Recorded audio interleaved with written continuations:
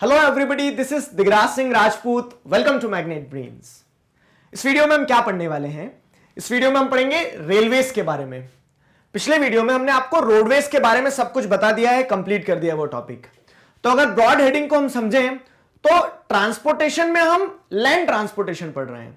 अब land transportation में भी रोडवेज कंप्लीट हो चुका है। दूसरा इंपॉर्टेंट मींस ऑफ ट्रांसपोर्टेशन जो लैंड ट्रांसपोर्टेशन की कैटेगरी में आता है वो है रेलवेज। छुक छुक करके जो गाड़ियां चलती है, ट्रेन जो है, उसके बारे में हम पूरा इस वीडियो में जानने वाले हैं, समझने वाले हैं। अब देखो किस किस तरह के क्वेश्चंस कवर हो सकते हैं इस टॉपिक से। तो एक तो रेलवेज के बारे में इन जनरल पढ़ेंगे हम, डिस्ट्रीब्यूशन कैसा है रेलवेज का, और जो ट्विस्टेड क्वेश्चंस आते हैं वो भी बताऊंगा, और साथ ही साथ में क्या चैलेंजेस फेस करता है railways as a means of transportation, वो हम आपको समझाने वाले हैं। अच्छा, पिछले वीडियोस तक हमने रोडवेज कंप्लीट कर लिया। एक सवाल आपसे पूछना भूल गए हम। अच्छी अच्छी चीजें पढ़ी आपने रोडवेज के बारे में, सारा सब कुछ क्लासिफिकेशन में, और उसके पहले ये देखा कि how roadways have preceded railways, ये सारी चीजें आपने देखी थी। लेकिन एक सवाल ये रह गया कि क्या कुछ लिमिटेशन है रोडवेज को as a means of transportation? Roadways के क्या लिमिटेशन हो सकते हैं? बुक में नहीं है, लेकिन सोचना 2 मिनट और बताना फिर मुझे कमेंट सेक्शन में, roadways as a means of transportation के क्या लिमिटेशन हो सकते हैं। क्लियर? चलो देखो, तो रेलवेज की हम बात करें। रेलवेज क्या है? Railways is considered as the principal mode of transportation for freight and passengers in India। आप अगर सामान की बात करते हो, मालगाड़ी चलती है, ठीक है, बहुत सारा सामान उसमें डाल दो, एक जगह से दूसरी जगह पहुंचाते रहो। फिर उसके साथ साथ में पैसेंजर, तो पैसेंजर आपने देखा होगा बंदरों की तरह लटक रहे हैं बाहर, ठीक है, ट्रेन पूरी भरी हुई है, उसके बावजूद भी क्या इतने पैसेंजर एक ट्रेन की बोगी में आ जाते हैं कि पूछो मत, सीट से डबल। तो उस सेंस में क्या है, फ्रेट और पैसेंजर का principal mode of transportation consider किया जाता है रेलवेज को ओवर लॉन्ग डिस्टेंस। ठीक है, लॉन्ग डिस्टेंस पे अगर आप जैसे देखोगे तो लोग क्या करते हैं, कंट्री का एक मेजर सेक्शन जो है तो अभी एयरवेज पे शिफ्ट नहीं हुआ है, लोग रेलवेज का इस्तेमाल करते हैं दूर जाने के लिए, ठीक है, और वो इकोनॉमिकल भी होता है, ठीक, इकोनॉमिकल भी होता है। फिर आप क्या देखते हैं, railways is useful for multifarious activities. Useful for multifarious activities. Multifarious activities का मतलब समझते हैं, मतलब विविध मल्टीफेरियस यानी विविध तरह का, विविध तरह यानी क्या, डिफरेंट टाइप्स ऑफ। तो railways is useful different type of activities. क्या है डिफरेंट टाइप्स ऑफ एक्टिविटीज? तो जैसे रेलवेज बिजनेस के लिए यूजफुल होती है, आपको किसी काम से एक जगह से दूसरी जगह जाना है, सामान पहुंचाना है। बिजनेस में स्पेसिफिकली अगर ऐसे देखोगे तो मालगाड़ी में क्या है कि कितना सामान एक जगह से दूसरी जगह आ जाता है, बिजनेस के पॉइंट ऑफ व्यू से बहुत इंपॉर्टेंट हो जाता है। साइट सीइंग, अब लोगों को घूमने जाना है, कुछ नहीं करना है, वेस्टर्न घाट में गोवा वगैरह वाली जो लाइन है, कोंकण जोन जो है, वहां पे घूम फिर के आ जाओ। साइट सीइंग के लिए बहुत अच्छी होती है रेलवेज, एक जगह से दूसरी जगह जाना, ठीक है। फिर क्या है, पिलग्रिमेज, तो तीर्थ विर्थ के लिए, जैसे आपने देखा होगा सिंहस्थ के मेले जब लगते हैं तो क्या होता है, ट्रेन चलाई जाती है स्पेशल, लोग घूमने जाते हैं, अगर मान लो कि किसी धार्मिक स्थल पे जा रहे हैं तो ट्रेन का इस्तेमाल करते हैं। क्लियर? तो इस सेंस में multifarious activities are possible with the help of railways. तो जैसे बिजनेस हो गया, साइट सीइंग हो गया, पिलग्रिमेज हो गया, along with transportation of goods over long distances, और साथ ही साथ में सामान भी आप लंबे डिस्टेंस पे रेलवेज की मदद से पहुंचा सकते हो। सामान के साथ में आप खुद भी एक जगह से दूसरी जगह पहुंच जाते हो आराम से रेलवेज की मदद से, ठीक है। तो रेलवेज में ये झंझट नहीं रहता, ड्राइवर कहां से लाओगे, ये सारी चीज सब कुछ है, बस आपको बैठ के जाना है, पैसे देना है। क्लियर? टिकट के साथ में, बिना टिकट के नहीं। फिर अगली चीज क्या है, railways in India bind the economic life of country as well as accelerate the development of industry and agriculture। ये पॉइंट को समझो, यूं तो हम पढ़ के निकल सकते हैं आगे, लेकिन इसके सिग्निफिकेंस को समझना। रेलवेज क्या कर रहा है इंडिया में पता है, इकोनॉमिक एक्टिविटी को बांधे रखा हुआ है। कैसे? अब आपको पिछले चैप्टर में मैंने बताया था कि agriculture and industry goes hand in hand. Industries अपने आप में कुछ नहीं कर सकती है, एग्रीकल्चर सेक्टर अपने आप में डेवलप नहीं हो सकता है, ठीक है। एग्रीकल्चर सेक्टर को अपने प्रोडक्ट्स को इंडस्ट्रीज तक पहुंचाना होगा, और इंडस्ट्रीज को जो अपने प्रोडक्ट्स बनाए, जैसे केमिकल फर्टिलाइजर्स वाली इंडस्ट्री है, कोई इंडस्ट्री एग्रीकल्चरल इक्विपमेंट्स बनाती है, उन्हें एग्रीकल्चर सेक्टर तक पहुंचाना है। तो अब ये ऐसा थोड़ी ना कि सामान के पैर निकल आएंगे कि वो अपने आप दौड़ के पहुंच जाएंगे अपनी डेस्टिनेशन पे। आपको पहुंचाना है एक जगह से दूसरी जगह, तो वहां पे रेलवेज एक इंपॉर्टेंट रोल प्ले करते हैं। क्यों? क्योंकि गुड्स और पैसेंजर दोनों को ही एक जगह से दूसरी जगह ट्रांसपोर्ट करने में railways is the best means of transportation, ठीक है। सस्ता भी पड़ता है और एक साथ बहुत सारा सामान जा सकता है, ना इतना आप एयरवेज में पहुंचा सकते हो, ना इतना रोडवेज में, ठीक है। अगर आप वाटरवेज की बात करोगे तो कहानी अलग है, अभी जब वाटरवेज पढ़ाऊंगा ना तब समझाऊंगा, ठीक है। तो उस तरह से क्या है, रेलवेज इनलैंड अगर देखो कंट्री के अंदर डोमेस्टिकली आपको एक जगह से दूसरी जगह सामान पहुंचाना है तो बहुत अच्छा मींस ऑफ ट्रांसपोर्टेशन है। वाटरवेज के बाद आता है, लेकिन वाटरवेज सबसे अच्छा है when it comes to transportation of goods. ठीक क्यों है वो अभी समझाऊंगा जब वाटरवेज पढ़ेंगे हम। क्लियर हुआ? तो इतनी डिटेल जानी आपने रेलवेज के बारे में। अब आगे अगर देखते हैं ना तो कुछ फैक्ट्स हैं, ध्यान रखना। The Indian railways is the largest public sector undertaking in the country. अगर गवर्नमेंट का जैसे देखा जाए कोई बिजनेस है, लार्जेस्ट पब्लिक सेक्टर अंडरटेकिंग जो है तो वो क्या है? रेलवेज है। ठीक है, लार्जेस्ट पब्लिक सेक्टर अंडरटेकिंग, क्योंकि रेलवेज को आप अगर 2 मिनट के लिए इमेजिन करोगे ना, अब तो जैसे प्राइवेटाइज करना स्टार्ट कर दिया, कुछ कुछ ट्रेन जो है प्राइवेट है गई है। जो कॉम्पिटिटिव्स की तैयारी कर रहे हैं आप मुझे एक क्वेश्चन बताएंगे, क्वेश्चन मैं आपको देता हूं। चलो, पहली प्राइवेटाइज ट्रेन कौन सी है और पहला प्राइवेटाइज रेलवे स्टेशन कौन सा है? ये दोनों चीजें आप मुझे क्या करेंगे? कमेंट सेक्शन में बताएंगे। क्लियर हुआ? चलो, तो बाकी अगर यहां पे देखें हम तो the Indian railway is the largest public sector undertaking in the country. Largest public sector undertaking मतलब कि जो पब्लिक सेक्टर अंडरटेकिंग से जैसे बीएचईएल वगैरह भी है, ठीक है, लेकिन उनमें सबसे बड़ा स्टेक जो है, या फिर कह सकते हैं जो सबसे ज्यादा in terms of capital invested, in terms of value अगर देखोगे तो रेलवेज है। कितने लोग एम्प्लॉयड है, कितना बड़ा नेटवर्क है, कितना वेल्थ होगा, इतनी सारी ट्रेन वगैरह, ये सारी चीजें, तो उस हिसाब से Indian railway is the largest public sector undertaking in the country. ठीक, अभी जो इतना बड़ा पब्लिक सेक्टर अंडरटेकिंग बना है ना, यूं ही रातों रात नहीं बना है। जो पहली ट्रेन चलाई गई थी, the first train steamed off from Mumbai to Thane in 1853। Mumbai से थाने तक चली थी, मात्र कितना? 34 किलोमीटर चली थी पहली ट्रेन। ठीक है, 34 किलोमीटर चली थी पहली ट्रेन, 34 किलोमीटर चली थी। कब चली थी? 1853 में। ठीक, और आज वो लार्जेस्ट पब्लिक सेक्टर अंडरटेकिंग है। वर्ल्ड में भी देखोगे तो वर्ल्ड में भी अगर कंपेयर किया जाए तो बहुत ज्यादा डेंस, मतलब डेंसिटी वाइज अगर देखा जाए तो सबसे बड़ा नेटवर्क जो है वो हमारा है, इंडियन रेलवेज का है। ठीक, अब आप इस कहानी से क्या सीखे बताओ? ठीक, बड़े काम की शुरुआत आपको एक छोटा कदम उठा के करना पड़ती है। सीख गए ना? तो पहली ट्रेन तो मात्र 34 किलोमीटर चली थी, और ये 34 किलोमीटर भी 1-1.5 घंटे में चली थी। हो सकता है आज आप साइकिल तेज दौड़ा लो इससे। ठीक, तो 34 किलोमीटर मुंबई से थाने चली थी 1853 में। ध्यान रहेगा, फैक्ट था। चलो आगे बढ़ते हैं। The Indian railway is now recognized into 16 zones. अब ये 16 जो है ना, ये आपके एनसीईआरटी में लिखा है, समझ लो, कहानी समझ लेना अच्छे से, तो बोलोगे सर ने गलत पढ़ा दिया। ठीक है, रिसेंटली कौन-कौन जोन और ऐड हो गया है। ठीक, बुक में 16 लिखा है तो हम 16 लिख रहे हैं, तो ये ध्यान रखना। लेकिन जो कॉम्पिटिटिव्स की तैयारी कर रहे हैं तो 17 जोन्स हैं ऐसे इन टोटल अगर देखा जाए तो। ये रहे सारे जोन्स। ठीक, ये जोन्स को आप देख सकते हो। नदन रेलवेज का ये जो जोन है, नदन रेलवेज का जोन जो है लार्जेस्ट जोन है। क्लियर हुआ? इंडियन रेलवे जोन, ये जो जोन्स अलग अलग डिवाइड करें ना, तो जोन्स डिवाइड करने का ऑब्जेक्टिव क्या है? सिंपल सा है कि एडमिनिस्ट्रेटिव पर्पस से। हाँ, आपने सुना होगा ना कि western railways, south central railways, northern railways, तो उससे क्या होता है कि उतने एरिया को मैनेज करना। हम जैसे अब कंट्री है तो कंट्री, लेकिन फिर भी हमने स्टेट क्यों बनाया? ताकि एडमिनिस्ट्रेशन, मैनेजमेंट, सारी चीजें आसान हो जाए। उन्हीं ऑब्जेक्टिव्स को ध्यान में रखते हुए 17 जोन्स में आज डिवाइडेड है इंडियन रेलवेज। क्लियर हुआ? फिर क्या है? The distribution pattern of railways. अब रेलवेज के बारे में बहुत सारी डिटेल्स बता दी, फैक्ट्स बता दिए। अब डिस्ट्रीब्यूशन अगर हम देखते हैं ना कि इंडियन रेलवेज किस तरह से फैला हुआ है, वो समझना। मतलब कहां पे रेलवे लाइन अच्छी है, कहां पे नहीं है, कहां पे चैलेंजेस हैं, ये सारी कहानी मैं आपको बताता हूं। अब क्या है? तो the distribution is largely influenced by physiographic, economic and administrative factors. अब ये जो शब्द है ना, इन शब्द में जान है। ठीक, रेलवेज कहां होगी, कहां नहीं होगी, वो किन फैक्टर्स पर डिपेंड करता है। वहां की फिजियोग्राफी कैसी है, मतलब फिजियोग्राफी कैसी इन द सेंस कि वहां पे बहुत नदियां ही नदियां हैं, तो ब्रिज बना बना के परेशान हो जाओगे आप। वहां पे बहुत डेंस फॉरेस्ट है, माउंटेन्स हैं, टेरेन बहुत डिफिकल्ट है, तो वहां पे आप रेलवे ले जा ही नहीं सकते हो। वहां की फिजियोग्राफी इंफ्लुएंस करेगी कि वहां पे रेलवे नेटवर्क होगा, कितना होगा, कैसा होगा, ये सारी चीजें। इकोनॉमिक, ठीक है, इकोनॉमिक और एडमिनिस्ट्रेटिव फैक्टर्स में क्या होगा? मान लो कि किसी रीजन में कोई प्रोडक्शन ही नहीं हो रहा है, कोई इंडस्ट्री नहीं है, लोग नहीं रहते हैं, तो वहां रेलवेज ले जाने से मतलब क्या? खाली ट्रेन दौड़ाओगे बस। ठीक है, प्रैक्टिस करना है तो वहां सीखने के लिए जा सकते हो, ऐसा समझ में।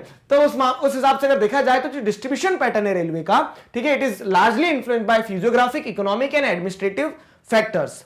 अब अगर हम देखें तो ब्रॉडली इंडिया में जैसे देखोगे कहां पे क्या डिस्ट्रीब्यूशन है, तो नदर्न प्लेन्स की अगर बात करें हम, देखो नदर्न प्लेन्स में अगर क्वेश्चन बहुत ज्यादा ट्विस्ट होकर ऐसा आ जाता ना कि किस रीजन में डिस्ट्रीब्यूशन पैटर्न जो है वो बहुत अच्छा है इंडियन रेलवेज का, ठीक है, तो वो नदर्न प्लेन है। ध्यान रखना एक चीज कि नदर्न प्लेन्स में इंडियन रेलवेज का डिस्ट्रीब्यूशन पैटर्न बहुत अच्छा है। क्यों? क्योंकि यहां पे vast level land and high population density. Plain है, प्लेन एरिया है, तो धड़ाधड़ आप क्या करोगे? ट्रैक बिछाते जा सकते हो उस पर, ट्रेन भी आपकी बहुत छुक छुक करके चलेगी तेजी से। प्लेन एरिया है और हाई पॉपुलेशन डेंसिटी। अब देखो जहां सवारी मिलेगी वहीं गाड़ी चलाओगे आप, ठीक है। तो यहां पे क्या है? नदर्न प्लेन में पॉपुलेशन डेंसिटी भी ज्यादा है, उत्तर प्रदेश, बिहार, ठीक, दिल्ली, तो इन रीजन्स में क्योंकि पॉपुलेशन डेंसिटी ज्यादा है तो यहां पे रेलवे लाइंस मतलब बिछाना और रेलवे लाइंस को बिछाने के साथ साथ में ट्रेन को ऑपरेट करना इकोनॉमिकल रहता है। आप जितना पैसा लगा रहे हो उतना आपको रिटर्न मिलेगा। और टोपोग्राफी भी ऐसी है कि लेवल लैंड है, वास्ट लेवल लैंड है, प्लेन एरिया है, तो आराम से चल जाएगा। तो ध्यान रखना, नदर्न प्लेन्स में क्या है, बहुत अच्छी तरह से रेलवे लाइंस डेवलप्ड है, डिस्ट्रीब्यूशन जो है तो डेंस है यहाँ पे, ठीक है, सक्सेसफुल है railway lines in northern plains. Vast level lands, high population density and rich agricultural resources. Rich agricultural resources में क्या आ जाएगा, आप जैसे देखोगे तो यहाँ पे खेती बहुत होती है, उत्तर प्रदेश, बिहार, पंजाब, हरियाणा, तो यहां से मालगाड़ी में डालने के लिए माल भी मिलेगा ना आपको, सामान भी आपके पास रहेगा। तो rich agricultural resources provide the most favorable conditions for their growth मतलब for the growth of railway lines। तो रेलवे लाइंस की ग्रोथ जो है नदर्न प्लेन्स में बहुत ज्यादा देखने को मिलती है। अगर आप ये देखोगे नदर्न प्लेन वाला पूरा एरिया जो है तो यहाँ पे रेलवे लाइंस वेल डेवलप्ड है, ठीक है, वेल डेवलप्ड रेलवे लाइंस है।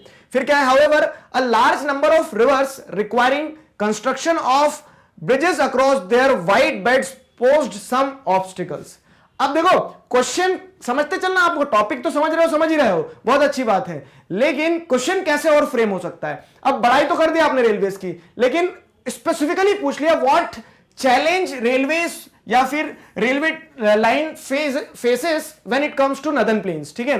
तो नदर्न प्लेन्स में क्या चैलेंजेस हैं, क्या प्रॉब्लम्स फेस करती है रेलवे लाइंस, वो बताइए, ठीक है। तो नदर्न प्लेन्स में क्या चैलेंजेस है, क्या प्रॉब्लम्स फेस करना पड़ती है कि नदर्न प्लेन को अगर आप देखोगे ना तो northern plane is made up of reverse. अब रिवर्स है तो ऐसा तो नहीं कि ट्रेन पानी के अंदर डुबकी निकाल के बाहर निकलेगी, यहां पे क्या है, आपको बहुत सारे ब्रिजेस कंस्ट्रक्ट करना पड़ेंगे और कॉस्ट उससे बढ़ता है, ठीक है। तो ये एक तरह का ऑब्स्टिकल होता है कि क्या बहुत सारी रिवर्स हैं और rivers requires construction of bridges which poses an obstacle, ठीक है, which poses in an obstacle when it comes to construction of railways. Clear हुआ, तो एक ये समस्या रहती है। अब अगली चीज क्या है, रेलवेज के बाद में जैसे अगर हम देखेंगे, हाँ नदर्न प्लेन्स के बाद में जैसे हम देखेंगे पेनिनसुला रीजन। तो पेनिनसुला रीजन में रेलवेज का डिस्ट्रीब्यूशन किस तरह से है। अब पेनिनसुला रीजन क्या हो जाएगा, तो हमारा ये वाला जो पार्ट है पूरा पेनिनसुला रीजन। अब आपको पता है कि यहाँ पे क्या है, वेस्टर्न घाट है, कंटिन्यूस है, यहाँ पे ईस्टर्न घाट है, ठीक है, बीच में डेक्कन प्लेटू है पूरा। तो यहाँ पे टेरेन एकदम प्लेन नहीं है जैसा कहां पे था, नदर्न प्लेन में था, ठीक है, वास्ट लेवल लैंड नहीं है यहाँ पे टोपोग्राफी आपको अंडुलेटिंग देखने को मिलेगी। तो उतना मतलब उतना डेवलपमेंट नहीं होगा रेलवेज का, कहां पे, पेनिनसुला रीजन में। हिली एरियाज हैं और हिली एरियाज में चैलेंजेस होते हैं जब आप रेलवे ट्रैक्स को स्प्रेड करते हो। हिली एरियाज में चैलेंजेस होते हैं कि यहां पे रेलवे लाइंस को कैसे मतलब रेलवेज को कैसे ऑपरेट करवाया जाएगा, ठीक है। Railway tracks are laid through low hills, gaps और टनल्स ओनली। अब यहां पे रेलवे ट्रैक्स आपको बिछाना है ना, तो उसके लिए आपके पास क्या रहेगा रास्ता कि आप या तो ये जो टनल्स बनाओ, टनल्स आपने देखी है, चल छैया छैया वाले गाने में गाड़ी निकलती है ना बीच में से गुफा के अंदर से, तो वैसे टनल्स बनाना पड़ती है आपको, कहां पे, जहां पे बहुत ज्यादा हिल्स होती है। या फिर आपके पास में ऑप्शन क्या रह जाता है, ऑप्शन ये रह जाता है कि दो माउंटेन्स के बीच में से जो हिल्स हैं उनके बीच में से जो घाट रहते हैं, तो घाट के बीच में जैसे पाल घाट वगैरह, आप क्या करना, आप कभी मध्य प्रदेश आना, ठीक है, आप जहां पे भी रहते हो, फिर वहां से क्या करना, भोपाल में आके हमसे मिलना और फिर जाना मुंबई, ठीक है। तो जब आप मुंबई जाओगे ना तो आप देखोगे कि वेस्टर्न घाट से जब आपकी रेलवे लाइन क्रॉस करती है तो आपको बहुत सारे इस तरह के घाट्स वगैरह के बीच में से आपका ट्रैक निकलता है, ठीक। तो ये एक चैलेंज रहता है कहां पे, पेनिनसुला रीजन में रेलवे लाइन के सामने, ठीक है। रेलवेज के सामने क्या है, railway tracks are laid through low hills, gaps और tunnels only in peninsula region. Is that clear.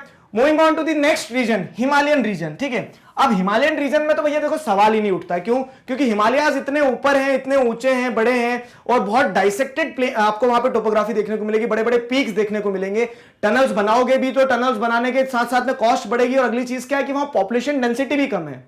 आप ट्रेन ले भी जाओगे सवारी नहीं मिलेगी, ठीक है, ड्राइवर कंडक्टर बैठे हैं, मतलब कंडक्टर कहां से आएगा ट्रेन में, ठीक, लेकिन क्या होगा तो वहां पे आपको सवारी नहीं मिलेगी इस तरह से। तो हिमालयन रीजन में डेवलपमेंट इसीलिए रेलवेज का उतना ज्यादा नहीं है, ठीक है।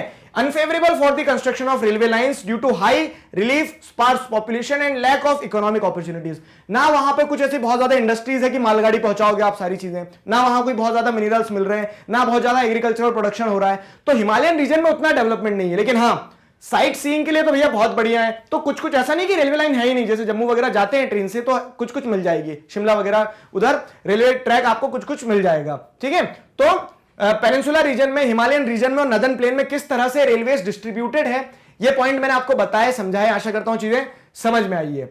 अब देखो क्या है, रेलवेज के बारे में सब कुछ पढ़ लिया, रेलवेज में आपने ये देख लिया कि हाँ लॉन्ग डिस्टेंस पे फास्ट है, एफिशिएंट है, सारी चीजें सब कुछ है, लेकिन फिर भी मल्टीपल चैलेंजेस हैं।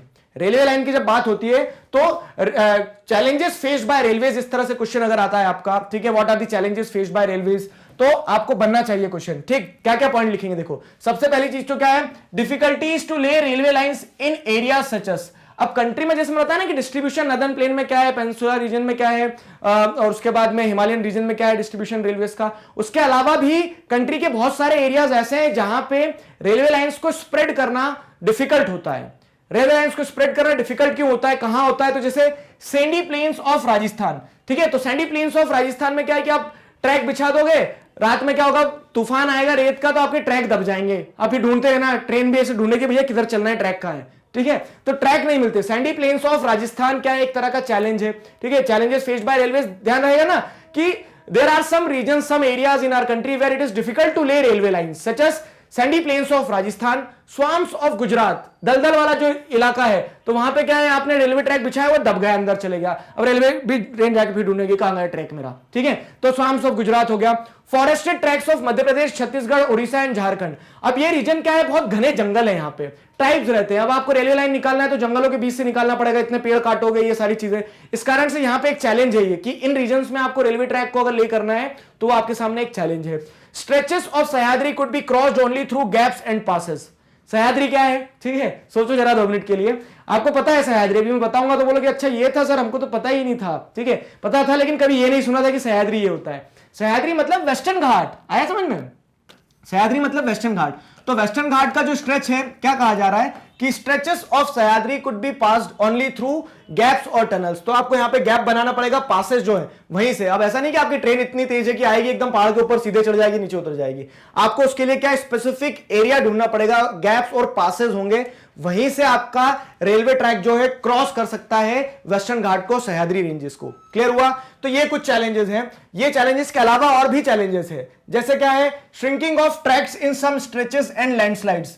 अब क्या होता है कि कुछ एरिया में, चलो वल्नरेबल एरिया था, वहां पे माउंटेन लैंडस्लाइड वगैरह आती रहती थी, लेकिन आपने वहां पे ट्रैक बिछा दिया। अब क्या होता है कि वो ट्रैक, कभी लैंडस्लाइड आ गई तो ट्रैक का ट्रैक पूरा घिस जाएगा, ठीक है, दब जाएगा, टूट जाएगा, डिस्टर्ब हो जाएगा। जैसे इस तरह से रेलवे लाइन जो है तो कभी कभी श्रिंक हो जाती है, ये सारी समस्याओं का सामना करना पड़ता है, ठीक है। तो shrinking of tracks in some stretches and landslides.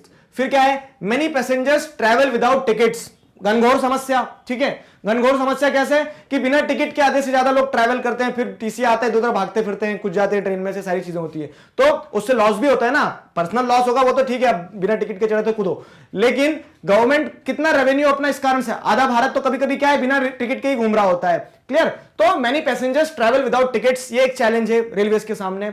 Thefts and damaging of railway property has not yet stopped completely. ये भी एक बड़ा चैलेंज है। क्या है कि रेलवेज की प्रॉपर्टी का चोरी होना जो है ना, वो आज तक खत्म नहीं हुआ है। हम सोच रहे थे कि थोड़ा इकोनॉमिक डेवलपमेंट हो जाएगा, देश में लोगों के पास पैसे आ जाएंगे, काम हो जाएगा, तब चोरी चमारी कम हो जाएगी, चोरी करना बंद कर देंगे, लेकिन ऐसा नहीं है, ठीक है। तो जो थेफ्ट्स हैं, डैमेजिंग है रेलवे प्रॉपर्टी की, वो आज भी कंटिन्यूड है। अब चोर में भी क्या अलग अलग कैटेगरी है, कैसे अलग अलग कैटेगरी पता है कि कुछ चोर जो होते हैं तो क्या करते हैं, वॉशरूम में जाके वहां से मग चुरा के ले जाते हैं रेलवेज का।